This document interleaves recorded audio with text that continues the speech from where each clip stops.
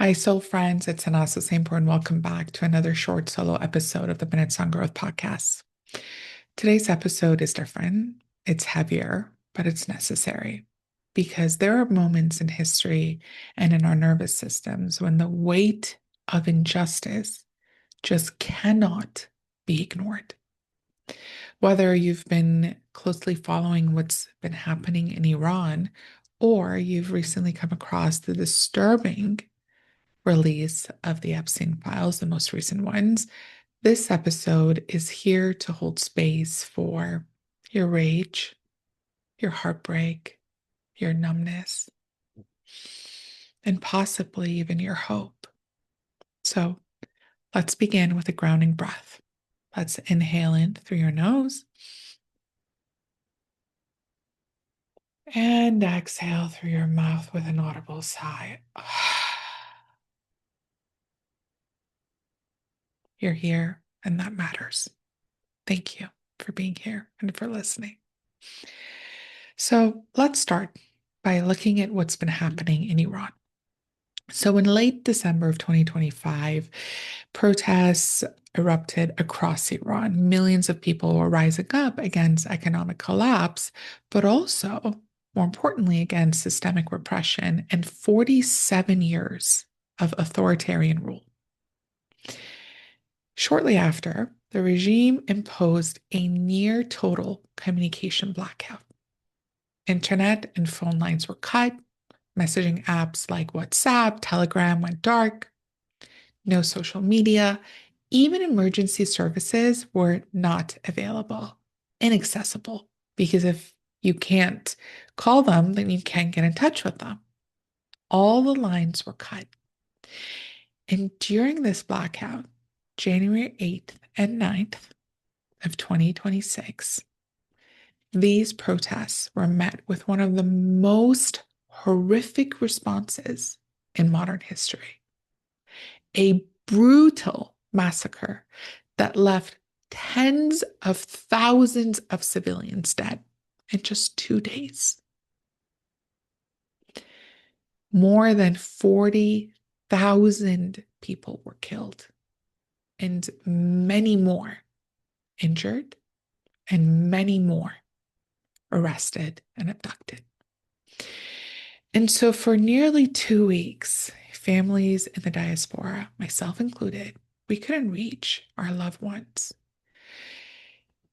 It was the same situation in the country. No one could get in touch with each other. And it was extremely challenging period. I mean, to this day, internet connection is not fully restored.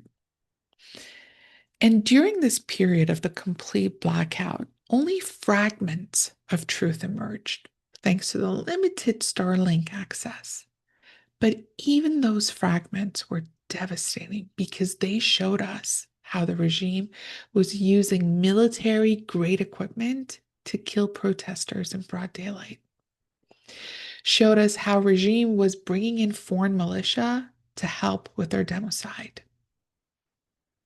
We saw hospitals being stormed by regime officials and then them injuring and killing the protesters in the hospitals. The hospitals are supposed to be a safe space. What's worse, doctors and surgeons and nurses who were taking care of these injured protesters, they were arrested. They're still arrested. Some are facing execution. Then we started to see forced confessions airing on state TV. And I can't even say this one out loud because it's so heartbreaking, but families were being charged large sums of money, tens, I believe like thousands of US dollars, just so that they could get the bodies of their loved ones back.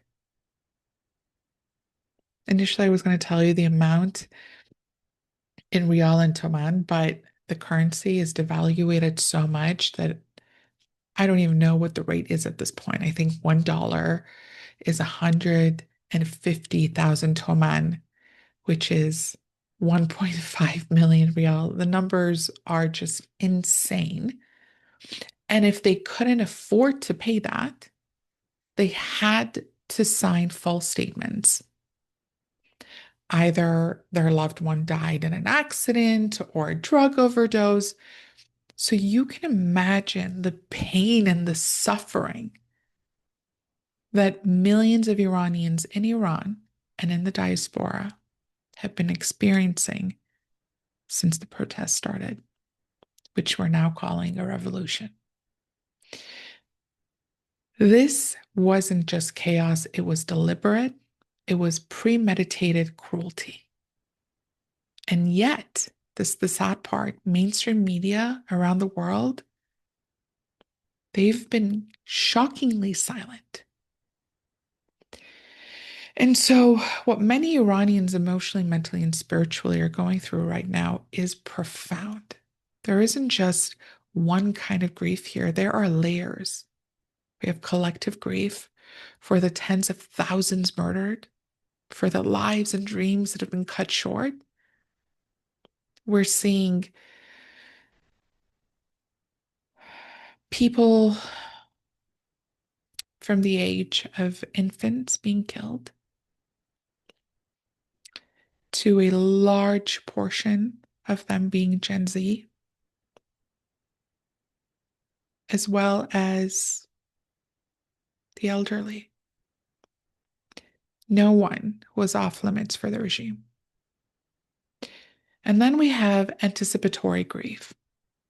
For those who are still missing, as I mentioned, tens of thousands of protesters were arrested or abducted. And so we're living with this unbearable uncertainty of not knowing whether our loved ones are alive, if they're safe, or at risk of being executed without due process. And then we have disenfranchised grief.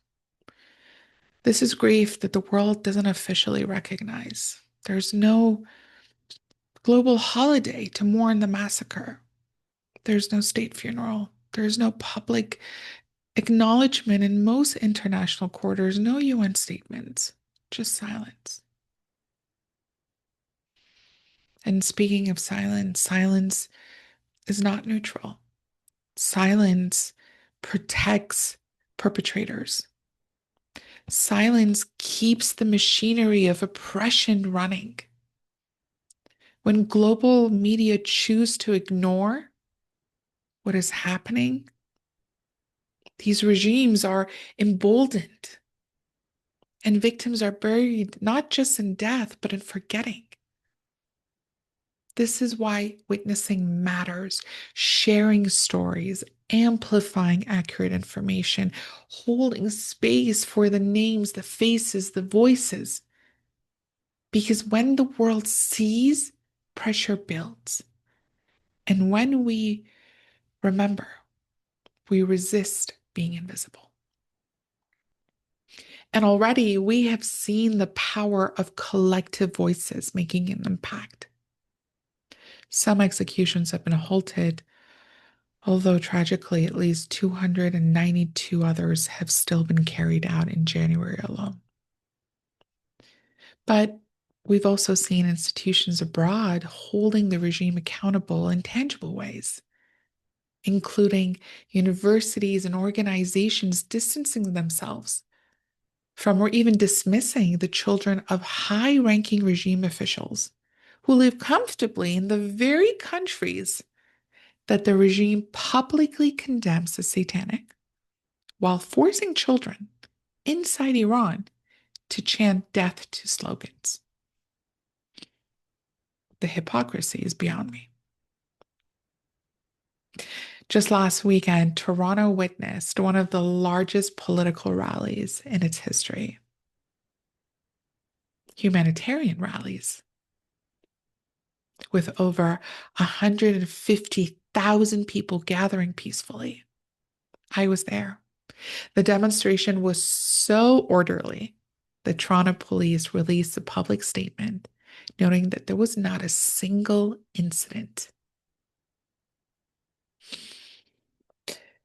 People often ask, why? Why do you plan these protests? Why do you go to these protests when that which is happening is on the other side of the world? It's because when media coverage is limited, we become the amplifiers, and it works. Following the rally, several Canadian news outlets finally began reporting on what's happening. It's important for the world to understand that Iranians are calling for regime change. We've been trying to call for regime change over the past 47 years, but every single time, unfortunately, the world doesn't back the people's movement. But something about this time feels different. This is where hope comes in. We've lost tens of thousands of people for this movement, for this regime change. It is important for the people to see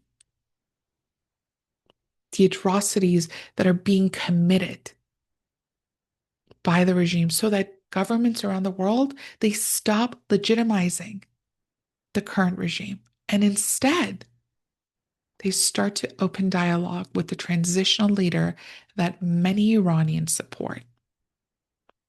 Reza Pahlavi, the son of Iran's last monarch, who was overthrown in 1979. How do we know that the majority want him as the transitional leader? Is because that is what they were chanting during the protests. All the videos that came out show to us and prove to us that the people were chanting his name. And so for us, the Iranians in the diaspora, we are here to amplify their voices. And for the first time, this is why I'm saying something feels different this time, is because for the first time, we are united. One flag, one transitional leader. This is what we have been missing in previous movements and protests. But all of this advocacy, all of this witnessing, it is heavy. So if you've been feeling more irritable lately, more distracted, more emotionally raw, you're not being dramatic, you're being human. This is grief. And even more than that, this is secondary trauma. When people around the world see it, feel it, and carry it in their bodies, we are witnessing suffering that our nervous systems were never designed to process passively. This isn't academic, it isn't abstract, it's embodied, it is real. Your anger, your sorrow, your exhaustion, these are valid responses to witnessing injustice unfold in real time. It's your nervous system trying to make sense of something unbearable. So, what can we do when it all feels too much? Let's try these gentle practices together. I want you to name what's true for you. Whisper to yourself, this makes sense. You're not weak for feeling this. And then place a hand on your heart or on your belly. Take a deep breath in through your nose and gently release it through your mouth. The longer the exhale, the better. Repeat this as many times as you need to allow yourself to soothe your system. And then ground yourself into the here and now, into the present moment. You can use the 5, 4, 3, 2, 1 technique. Look around the room, scan the room, and name 5 things that you can see, 4 things that you can touch, 3 things that you can hear, 2 things that you can smell, and 1 thing that you can taste. Another technique that I love is to push my toes into the ground. And I like to place my hands on my thighs and notice how it feels in my thigh muscles when I'm pushing my toes into the ground. You can take it a step further and visualize thick tree roots coming out of the sole of your feet and going deep into the ground, deep into Mother Earth. grounding you into the here and now. I invite you to move your body, to literally shake, to cry, to hum, because trauma doesn't leave through thinking, it leaves through movement. We need to create space for this pain to move through us.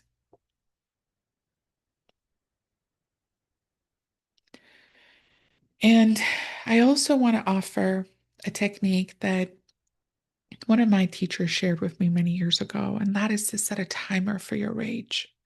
Of course, we're carrying the grief with us all the time. We're carrying the rage with us all the time. But we want to create dedicated moments, dedicated periods of time where the timer goes on and we just allow ourselves to release. We allow ourselves to feel fully. For example, for 5 minutes, for 10 minutes, fully feeling it. Then we pause and we come back later if needed. But our body knows that we have dedicated time to fully feel every emotion that is arising in our bodies. And if you have capacity, please advocate, donate, amplify. Not everyone can do everything, but everyone can do something. And it's not just for Iran, it's for anywhere and everywhere where injustice is present. This past week, people are feeling waves of grief and fury in response to the new releases of the Epstein file. Names, cover ups, systems that protect abusers and silence survivors. For many, it's not new information, but having it confirmed again, seeing the impunity of power can feel re traumatizing. You might be asking, how is this still happening? Why aren't more people talking about it? What do I do with this fire in my chest? And that's why this episode exists. And what connects these events is this of a world that too often silences pain and shields power. But you can disrupt that. We all can by witnessing, by validating, by refusing to look away. Speaking of validating, I really want to take a moment and talk about why emotional validation is essential, especially across cultures. You see, when you're triggered by injustice, your nervous system is flooded. You may feel rage, grief, numbness, fear. And yet, especially in trauma impacted or collectivist cultures, we're often taught to suppress, to be strong, to move on. But neuroscience says otherwise. Research by Dr. Dan Siegel and Dr. Kirsten Neff shows that when our emotions are acknowledged by ourselves and another, our brain's threat system calms. This is called co-regulation. I've covered it in other episodes. And here's a nuance. In many cultures, emotions like anger or grief are often seen as too much, especially for women, especially for those in marginalized communities. But validation is not indulgence. Validation is recognition. It's saying, of course, you're feeling this way. What you've witnessed, what you've lost, what you're carrying, it makes sense. Even if you haven't witnessed it firsthand, remember secondary trauma, vicarious trauma. When we are seeing it on our social media feed, when we're seeing it in the news, when we're hearing about it from our friends and our loved ones, our body processes it as trauma. So if no one has said this to you today, I want to let you know that your rage is valid. Your heartbreak is valid. Your nervous system was never meant to carry the grief of the world alone. And yet here we are, learning how to hold pain and purpose in the same breath. So as you move through this week, ask yourself, How can I validate what I'm feeling? How can I honor my body's cues today? And how can I be a part of the collective healing without burning out my own flame? You are not alone. There is no justice without truth, no peace without grief, no healing without each other. So, thank you for listening. Thank you for feeling. Thank you for being here. If this episode moved you, please share it. Let's make sure that the stories being silenced are still heard. And remember, your compassion is not a burden, it is a force. Until next time, stay grounded, stay tender, and keep showing up with love. Thank you.